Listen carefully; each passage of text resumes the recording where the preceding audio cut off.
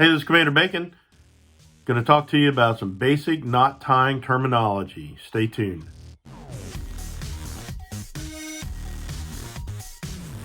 The only way to communicate properly is to have a common language, right? That's what this video is about. Understanding the knot tying language. There's certain terms that are used that if you understand what they mean, then it's much easier to communicate.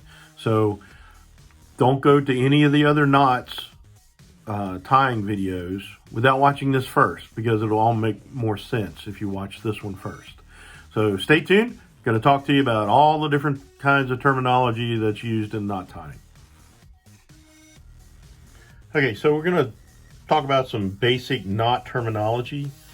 So the running end, that's the end of the rope that is used to tie a knot.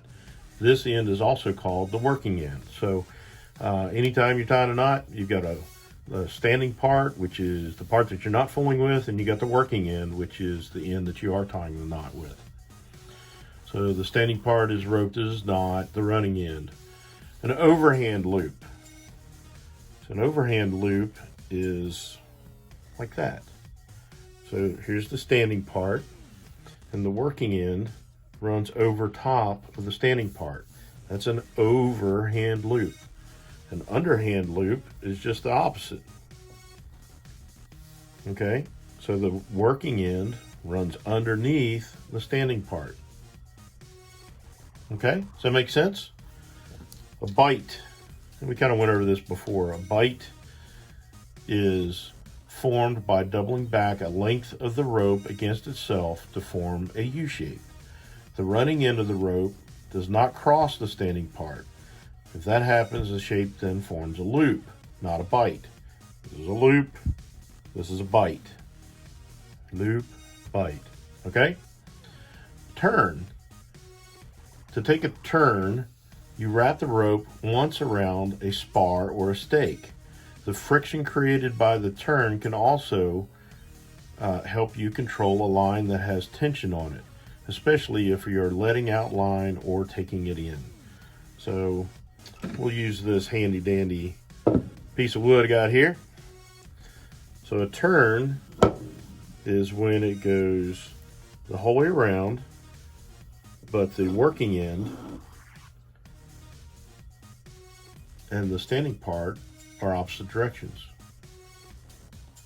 A round turn is when it comes the whole way around and the working end is pointed back at the direction of the standing part. So you make a round turn by wrapping the rope around once around a spar or stake, and then halfway around again, so that the running end of the rope is going back toward the standing part. A round turn creates additional friction for controlling a line under strain. All right, so a hitch is a knot that secures a rope to a spar or other stationary object. So knots refer to just inside the rope. A hitch is when something else, another object, is involved. And the last piece of terminology, to dress a knot. When you dress a knot is basically to adjust a new knot so that everything is in its place. Dressing a knot ensures that the knot will perform as expected. Okay? If it's not tied properly and not dressed properly, it's not going to work right.